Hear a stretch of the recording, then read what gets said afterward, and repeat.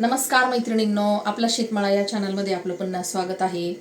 तर मैत्रिणींनो, आज आहे ना आपल्या किचनमध्ये आहे ना लिंबू मिरची करणार आहोत आणि लिंबाचं गोड आणि तिखट लोणचं. तर गोड लोणचं आपल्याला आहे ना उपवासासाठी सुद्धा खाता येतं आणि तिखट लिंबू मिरची लोणचं हे पण आपण वर्षभर टिकवून आणि खाऊ शकतो. या दिवसामध्ये भरपूर असे लिंब बाजारात येत असतात आणि लिंब स्वस्तही असतात. तर त्याचा फायदा घेऊन आपण बनवूया आता उपवासाचं गोड तिखट आंबट लोणचं. कारण आता उपवास पण आहे, श्रावण महिना पण आहे, आषाढी एकादशी पण आहे आणि त्याचबरोबर तोंडाची चव वाढवणारं लिंबू मिरची लोणचं. तर खूप सुंदर हे लोणचे आहेत पहा आणि वर्षभर टिकणारे हे लोणचे आहेत. तर आपण साठवून हे लोणचे वर्षभर खाऊ शकतो. तर चला करूया व्हिडिओला सुरुवात. तर हे गुळातलं गोड लिंबाचं लोणचं ही तयार झालेलं आहे पहा आणि उपवासाला पण आपल्याला हे लोणचं खाता येतं. तर अशा पद्धतीने आपल्याला हे कागदी लिंब घ्यायचे आहेत पहा लोणच्यासाठी. तर आता आपण या कागदी लिंबांचं गोड लोणचं करणार आहोत. रसरशीत असे लिंब आहे. लिंबू कापताना मधून कापलं ना तर जास्त रस त्याचा गळून जात नाही, बिया शाबूत अशा बाहेर काढता येतात. तर हे सर्व 20 लिंब मी अशा पद्धतीने कापून घेतलेले आहेत. त्यामधलं बी पण काढलंय आणि गुळ पण फोडून घेतलाय. तर हा 1 किलो गुळ आहे. आपल्याला यामध्ये आता टाकायचे आहेत हे लिंबाच्या फोडी. तर या लिंबाच्या फोडी गुळामध्ये तर गुळाचं आहे ना लिंबाच्या रसामुळे पाणी झालंय आणि गुळामध्ये आपल्याला आता हे लिंब शिजून घ्यायचे आहे. आपल्याला आहे ना मीठ टाकायचंय पहा. तिखट पण आपल्याला टाकून घ्यायचंय. जोपर्यंत या लिंबाच्या फोडी पूर्ण शिजत नाही आणि याच्यातलं गुळाचं पाणी आटत नाही तोपर्यंत हे आपल्याला आता लोणचं शिजून घ्यायचंय.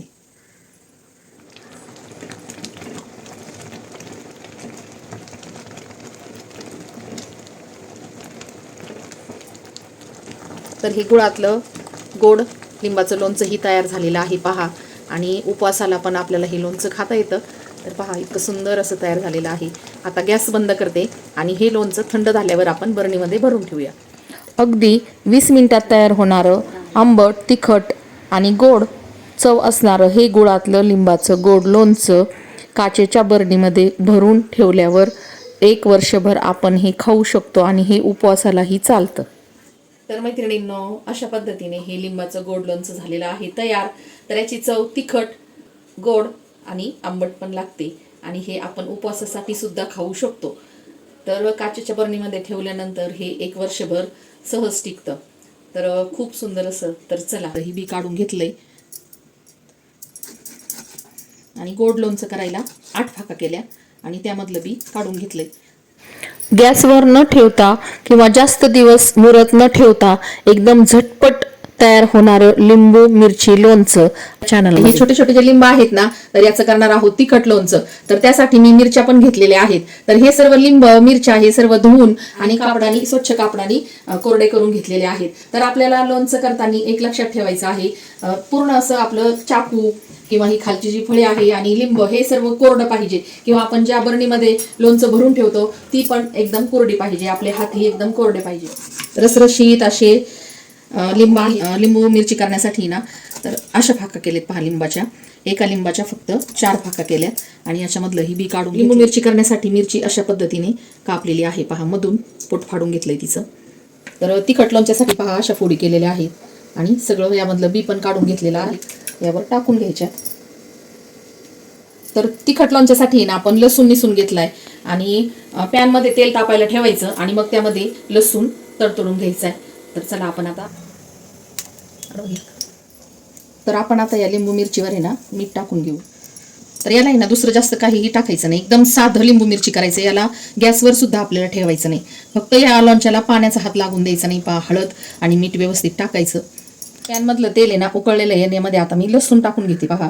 तर लसूण टाकायचं आणि लगेच झाकण ठेवून द्यायचं.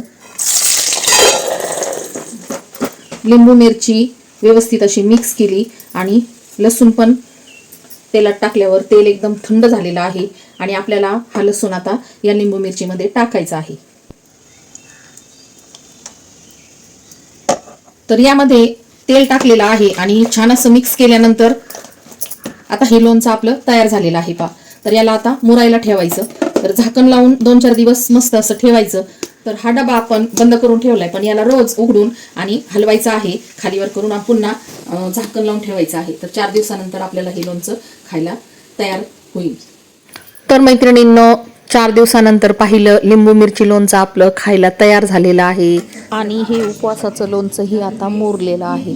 तर पहा किती सुंदर असं दिसतं, पाहताच तोंडाला पाणी येतं.